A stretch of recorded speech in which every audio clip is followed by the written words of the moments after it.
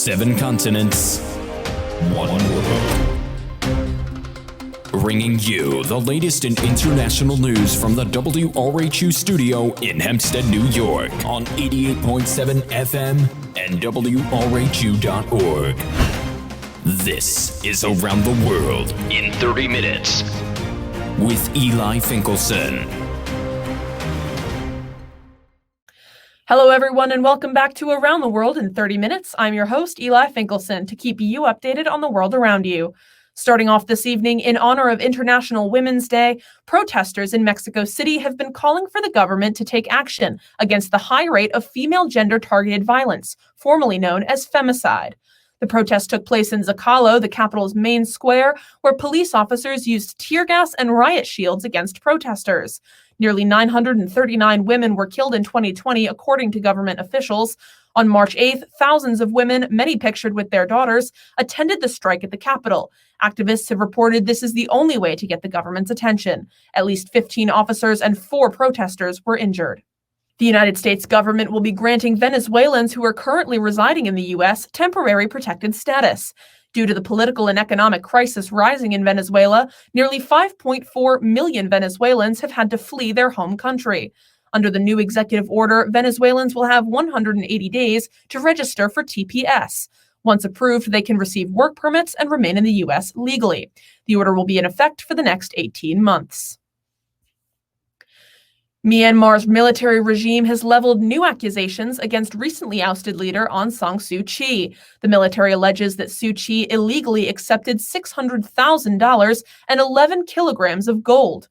No evidence has been proved to back up the claim, and a member of parliament from Suu Kyi's party denied the accusation. Meanwhile, a UN human rights investigator supported by Amnesty International has accused the military of committing crimes against humanity, including widespread torture, killings, and persecution. At least 7 more people were killed by security forces on March 11th during peaceful protests, raising the overall death toll to 70. The Prime Minister of the Ivory Coast passed away earlier this week. Prime Minister Hamed Bakayoko traveled to Germany to receive cancer treatment. He passed away on Wednesday, March 10th, mere days after his 56th birthday. He served a short term in his position, only taking over in July of 2020 after his predecessor passed away as well. The small African nation is mourning his loss and have appointed Patrick Achi to be the interim prime minister. China's legislature approved a resolution to overhaul Hong Kong's electoral system. The Patriots Governing Hong Kong Act was passed on March 11th and will allow a pro-Beijing panel to vet and elect candidates. This move by China is the latest of many that has tightened Beijing's grip on Hong Kong. Along with a citywide crackdown on activists and opposition politicians, a national security law drafted by Beijing was also passed. Detailed legislation for the latest measure will be drafted and enacted over the next few months. China has argued that this move, along with a loyalty test for candidates, is necessary to ensure stability. Hong Kong leader Carrie Lam has stated that she and the government firmly support the move. South African citizens are demanding answers after a protester was shot and killed in Johannesburg. This has sparked outrage among top officials in the country. South Africa Police Minister Becky Cele says, quote, "There can't be a grain of explanation for his killing." Cele also said the police have started a watchdog investigation into the incident. He spoke with the victim's family and hopes this does not happen again. Irish politicians have warned of disruptions to the Northern Irish peace process due to the trade controversy surrounding Brexit.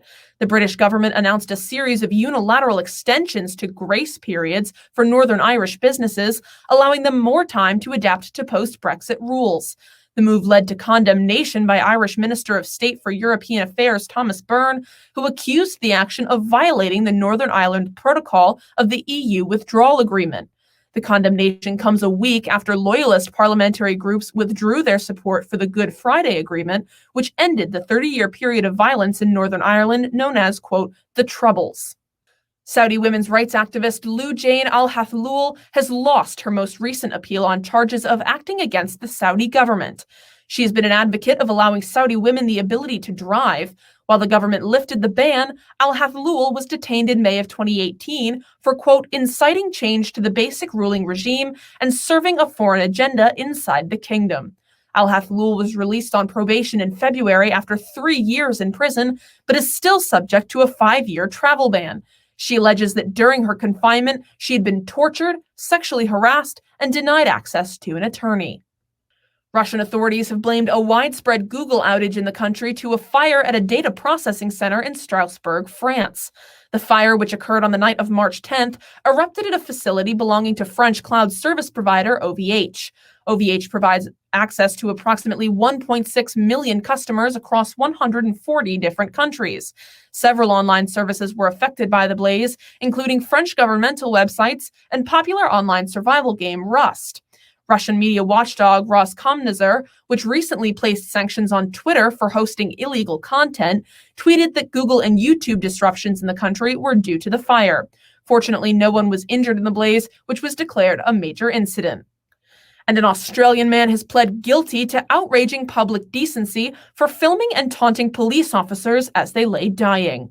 42-year-old Richard Pusey was pulled over in Melbourne for speeding in late 2020 when the 4 police officers were hit by a passing truck. Pusey then began to record the dying officers while verbally blaming them for damaging his car. He was charged with the crime after the Victoria Department of Police found he had shared the video of the incident on social media. Pusey is due back in court for sentencing on March 31st. And now for our continuing coverage of the COVID-19 pandemic. For the latest coronavirus stories and numbers from around the world, let's go to WRHU reporter Connor Donnelly. Connor?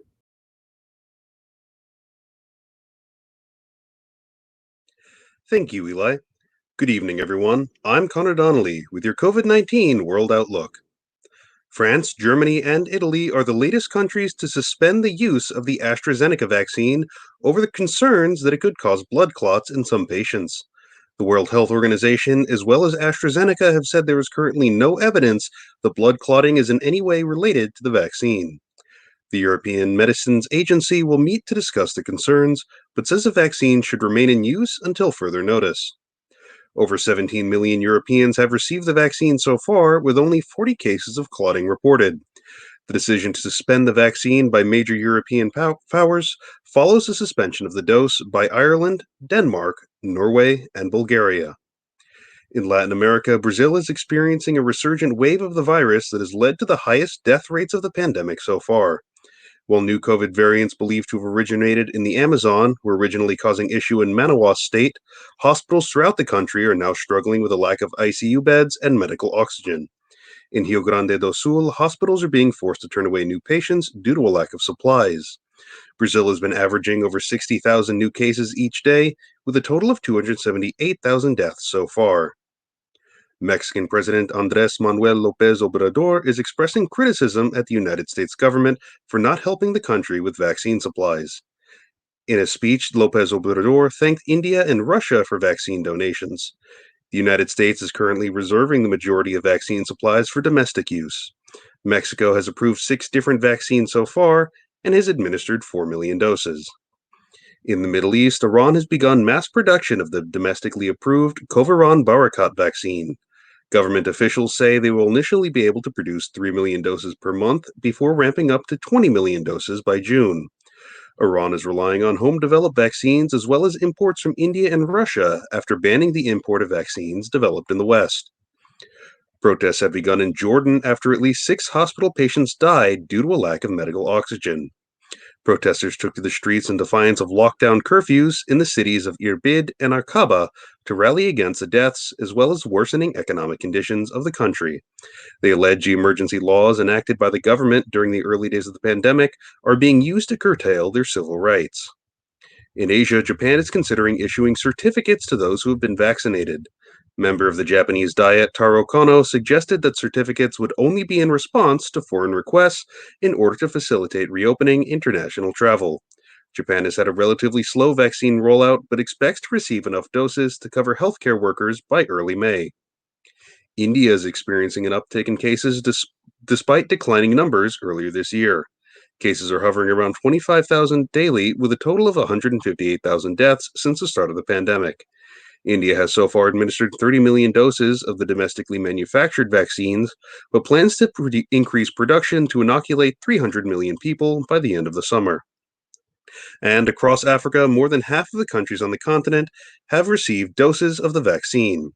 Many of these doses have been shared through the COVAX initiative, which aims to deliver vaccines to the developing world. The WHO says up to 600 million doses, or enough for 20% of Africa's population, is expected to be delivered soon.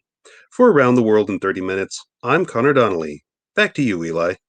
Thank you, Connor, for that report. For those of you just joining us, you're tuned in to Around the World in 30 Minutes. I'm your host, Eli Finkelson. We now move to our weekend update tonight with Daniel Gall.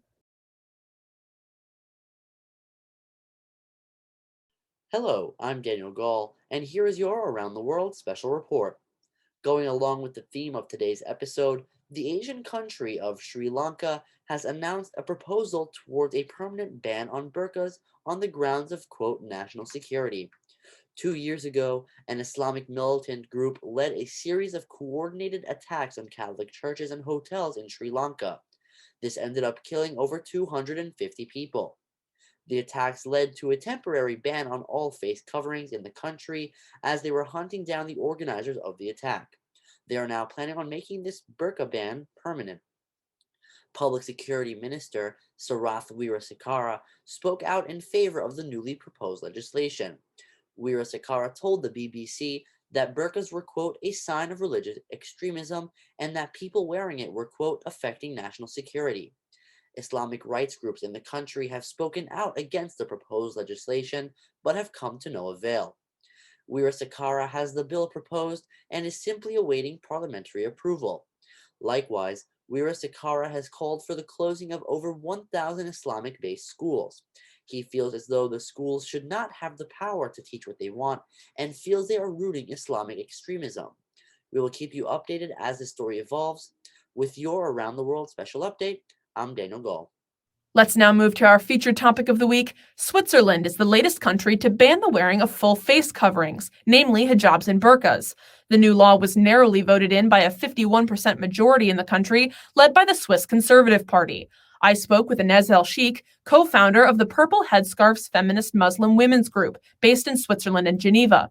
Ines and I spoke about what the ban represents, her personal experience with Islamophobia, and a covert undercurrent of xenophobia and sexism throughout Europe.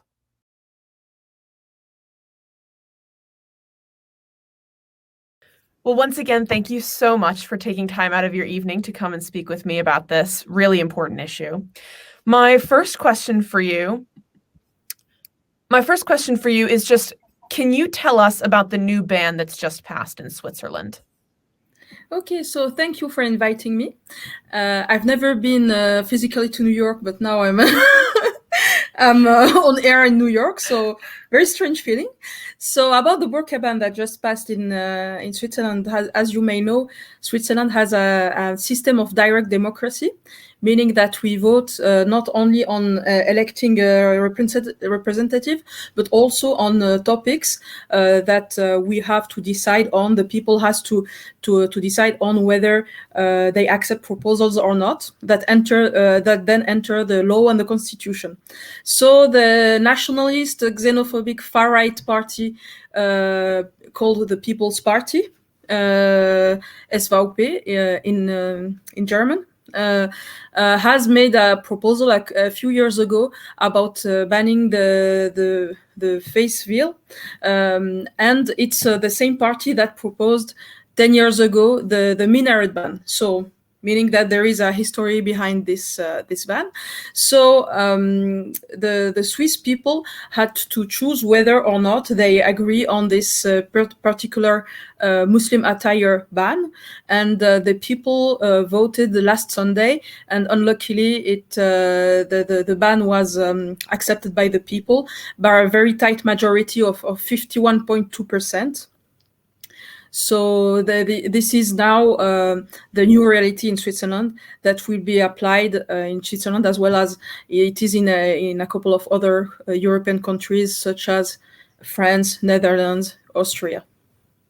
And the ban is on full face coverings, correct? Does that mean that you cannot wear burqas or niqabs that keep your eyes uncovered? You cannot. It's any type of face covering, which is very ironic at this time of our lives where we all wear surgical masks for health purposes. But yes, in Switzerland, any face covering, whether it shows eyes or not, are going to be forbidden. So this is the content of the law. We know that in Switzerland there are less than 30 people in the whole country wearing a full face veil. So it's 0.00035% of the population, making it extremely small. But the logics behind this ban is not about the numbers. It's about the stigmatization of the Muslim community in Switzerland. And I definitely want to get to the precedent that sets in a little bit. But for listeners that may not know, can you just explain the significance and importance of wearing a burqa or a niqab for listeners that might not know? Okay, so maybe I should introduce a little bit of where I'm speaking from as an activist. I am the co-founder of a feminist group called the Purple Headscarves, Les Foulards Violets in French. We are a group of Muslim women who are feminists, who wear or don't wear the hijab, the headscarf, but who fight for women who wear the headscarf for the right to wearing the headscarf without facing discrimination and Islamophobic hatred. Meaning that we as a feminist group, we do not recognize ourselves as a religious group.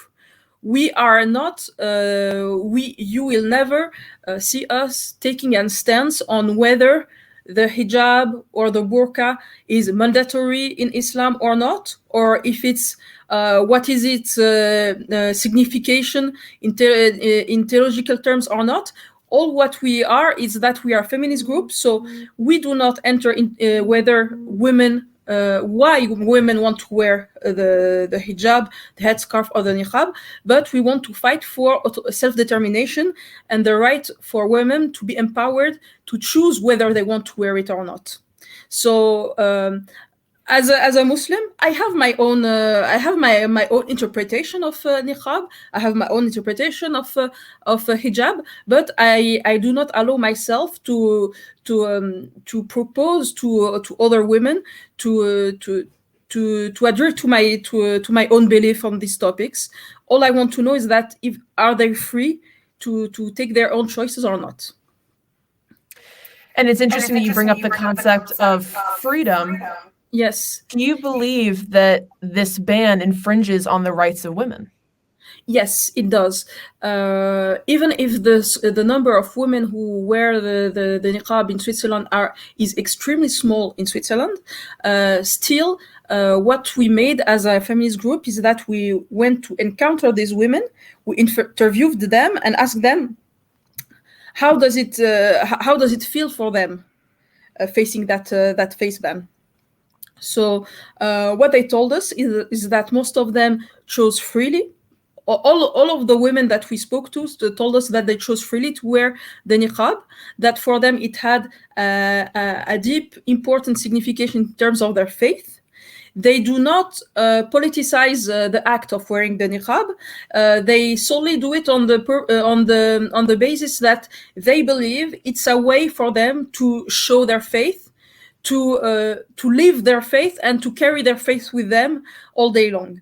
So now that we understood that they had that desire to wear that niqab, who are we as women, as people, to infringe on their right to choose?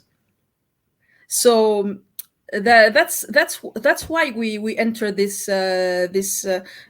campaign. Is that because we believe in this very important and fundamental principle of feminism, that self-determination comes before anything else. And even if, for example, for instance, wearing the niqab is not something that I plan to do by myself, I cannot ensure that this personal opinion extends to other women.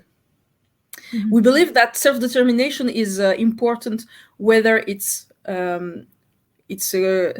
related to the clothes we wear, the bodily choice we wear, the reproductive rights we have, the freedom of movement. There are all kinds of choices that women are, because of the patriarchal values of our society, limited to take. And we as feminists, we believe that what is empowering for one woman might not be empowering for another woman. We do not have the right to choose for them. All we have to do is fight for the freedom of choice. And in terms of the freedom of choice, you mentioned that you've spoken to these women that are going to be impacted by this. What do they plan to do now that this is banned? Well, actually, this is very interesting because, as I told before, the burqa ban is not. Switzerland is not the first country to ban the burqa.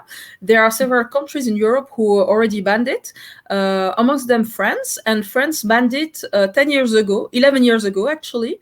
And we have now studies that have analyzed the impact of this ban on women wearing the burqa. First of all, the first conclusion of these studies is that the number of women wearing the burqa in France has not decreased; it has exploded. It has increased sharply.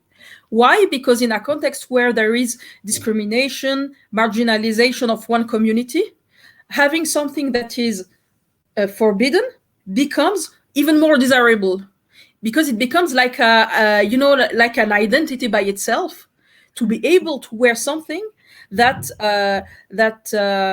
goes against the establishment, that discriminates you. You see, from something that is only a cloth, that is only that is something that you wear on your head, it becomes a statement. So that's the first conclusion of these studies, that the number of women wearing the burqa has actually increased in France instead of decreasing. The second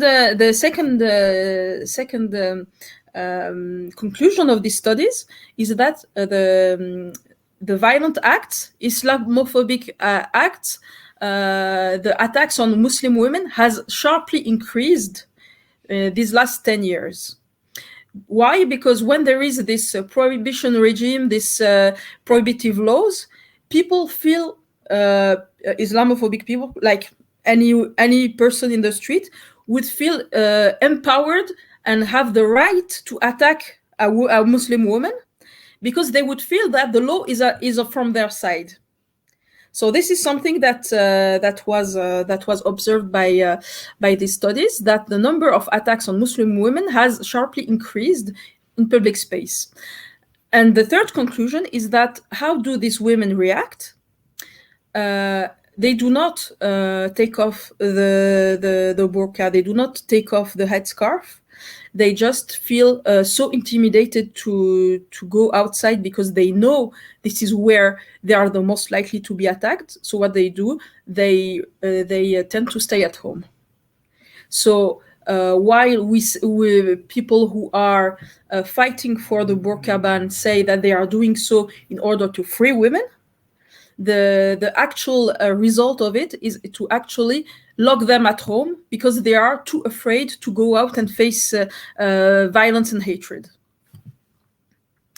I think what I'm having a hard time understanding, though, is that there's only this, very, very small number of women in Switzerland that this affects.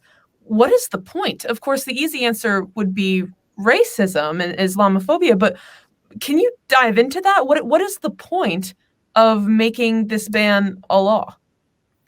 Okay, so you have to understand something about the Swiss political system, is that this direct democracy system that allows to the people to have their say in the political decisions, it has been shown by experience that the people tend to accept more easily political sentences that come with small steps instead of one big step.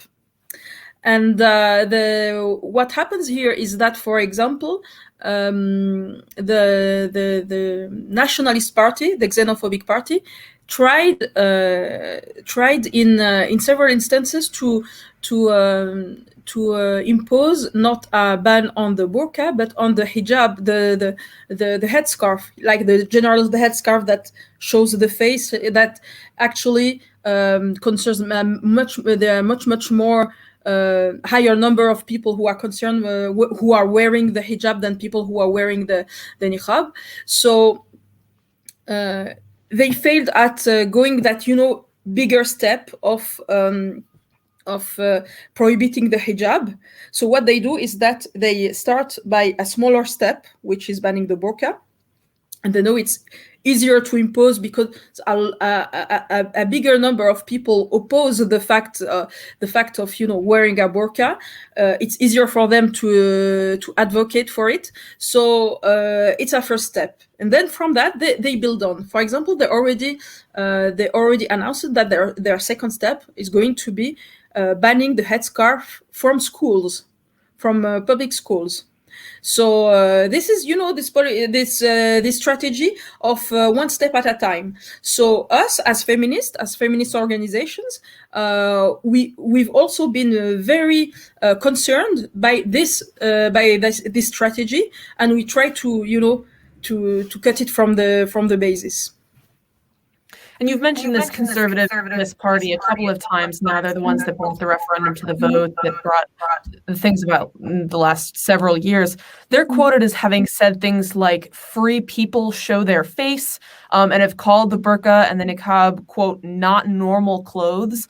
What do you say to people that believe these things?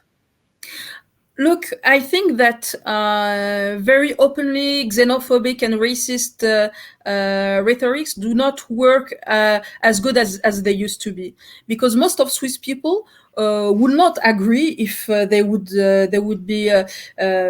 be proposed very openly racist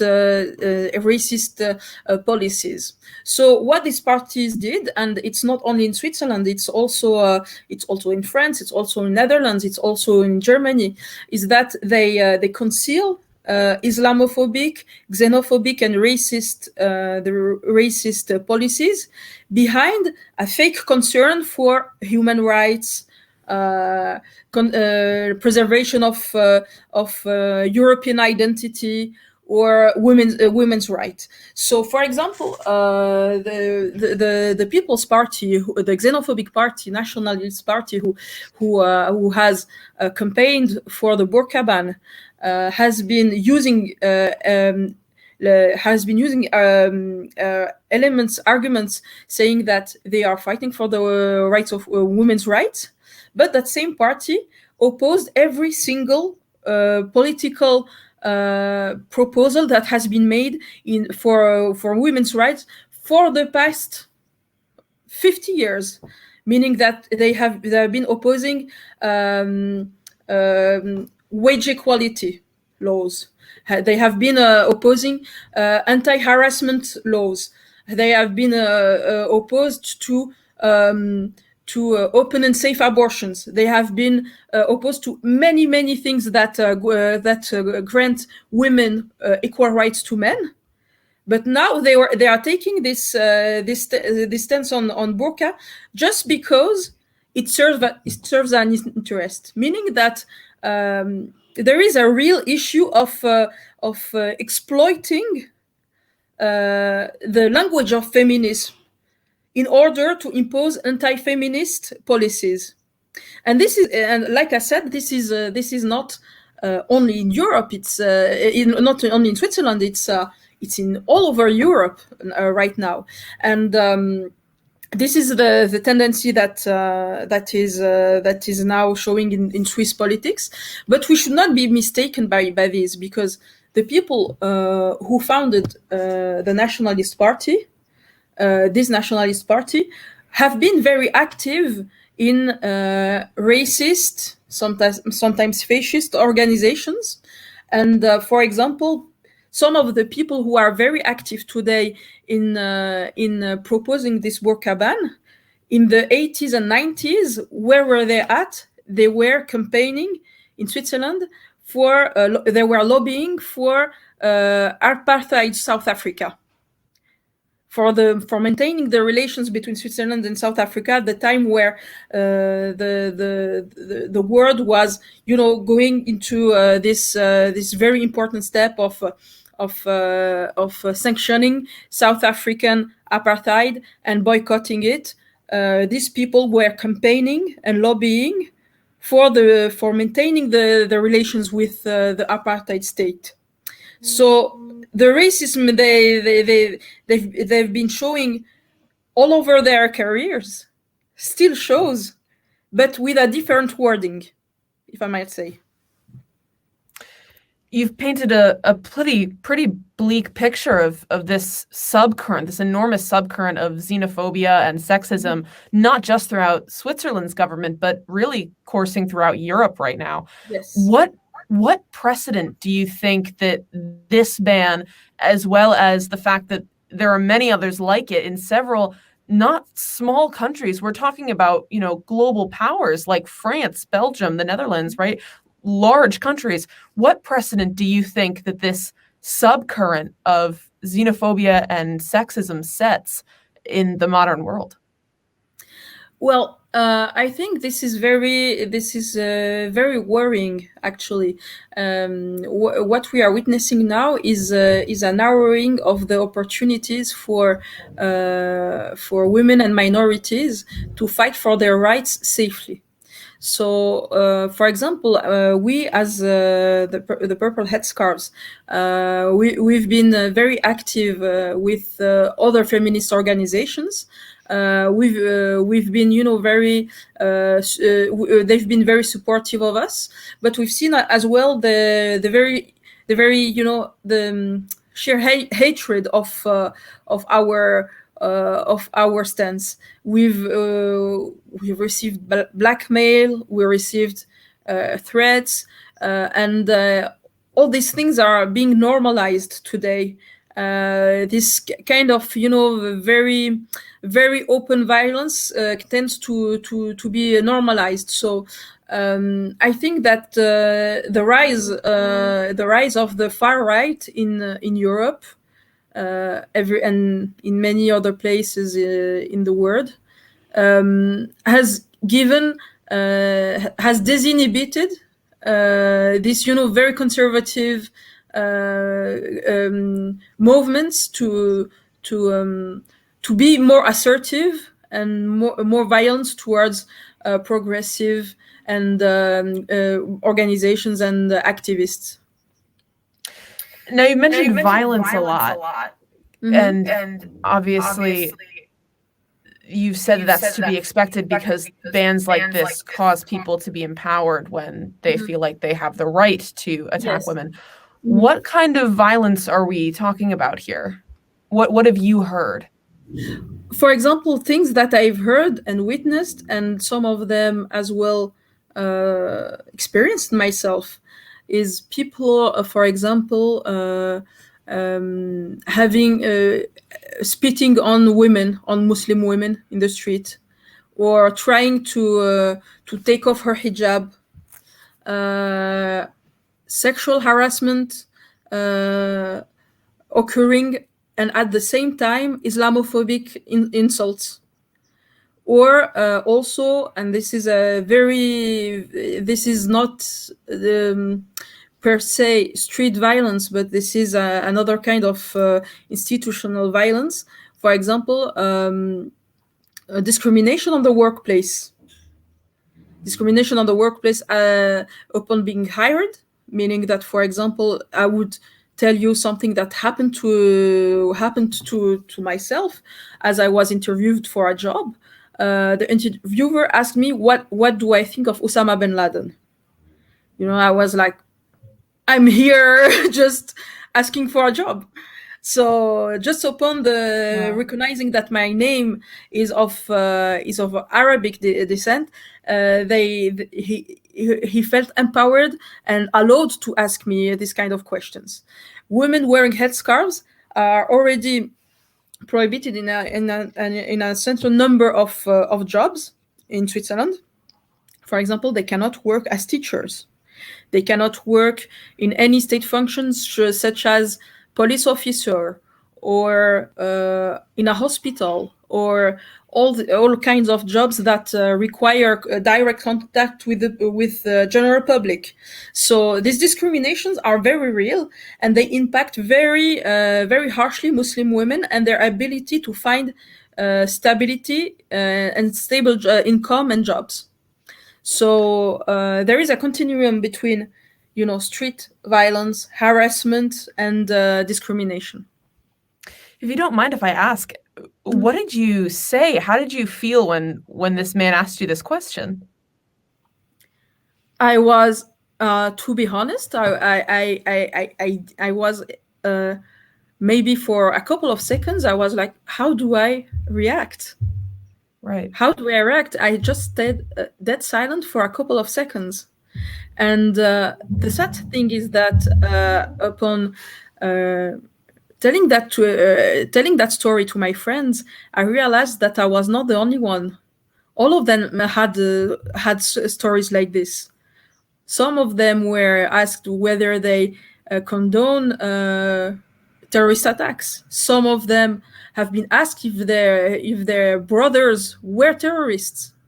Some of them have been told, "I would hire you for a competence, but people will be uncomfortable sharing a workspace with you."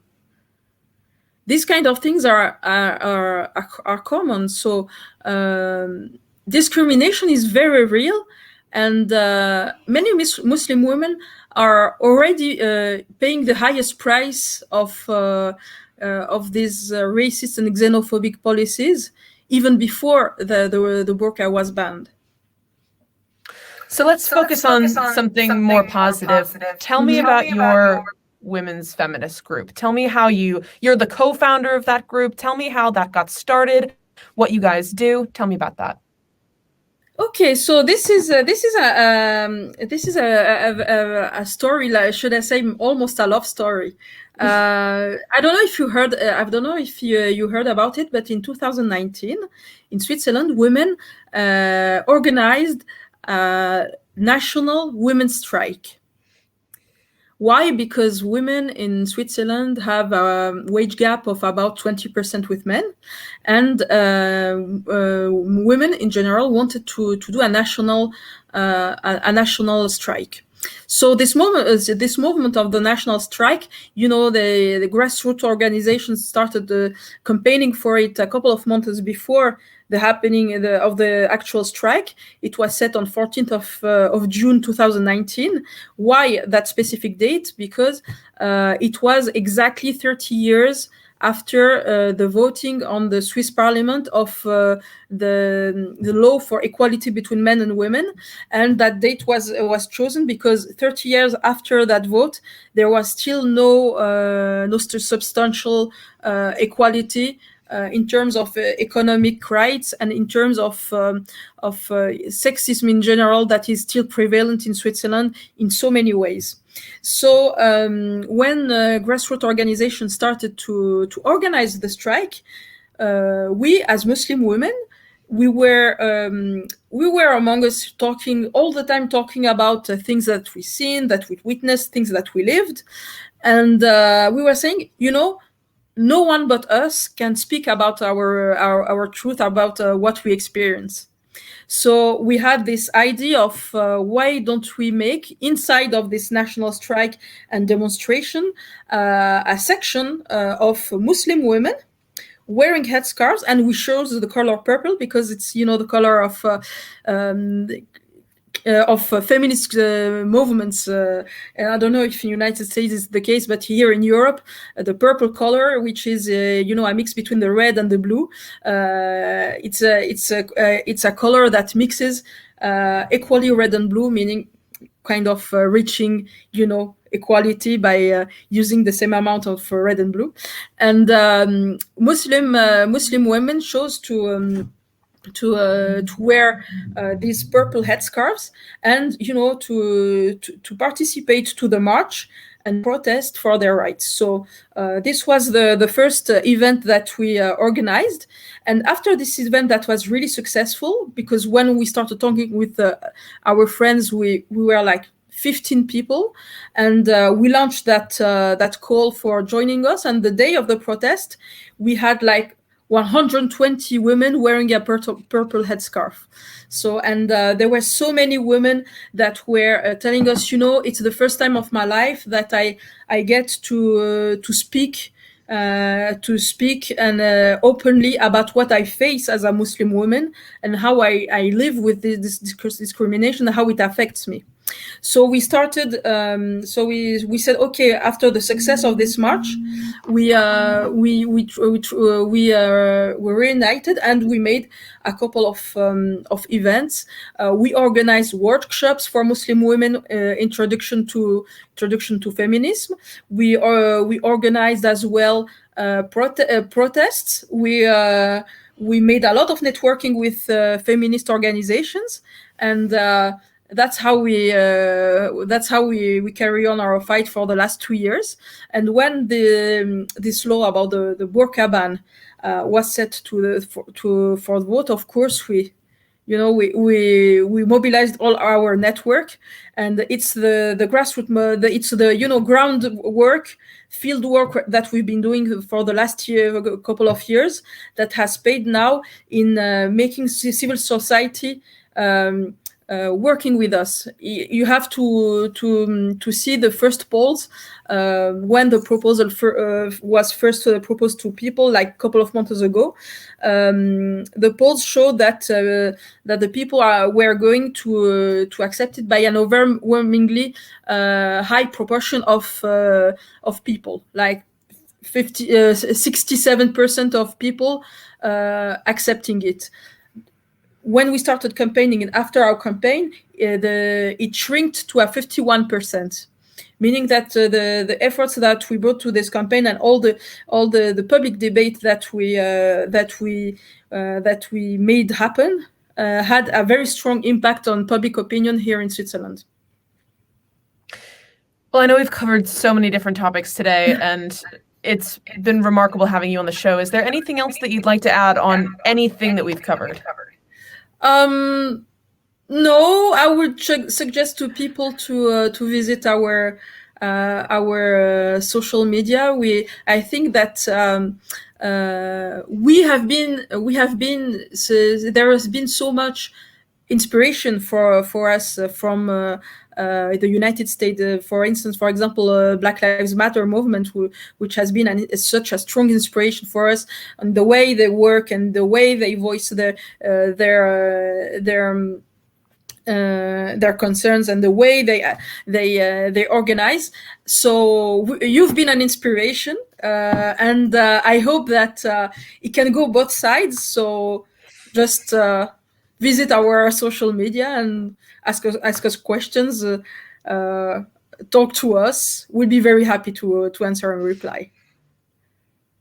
Thank you so much, Ines, for coming on the show today. I really appreciate you taking the time. Thank you very much.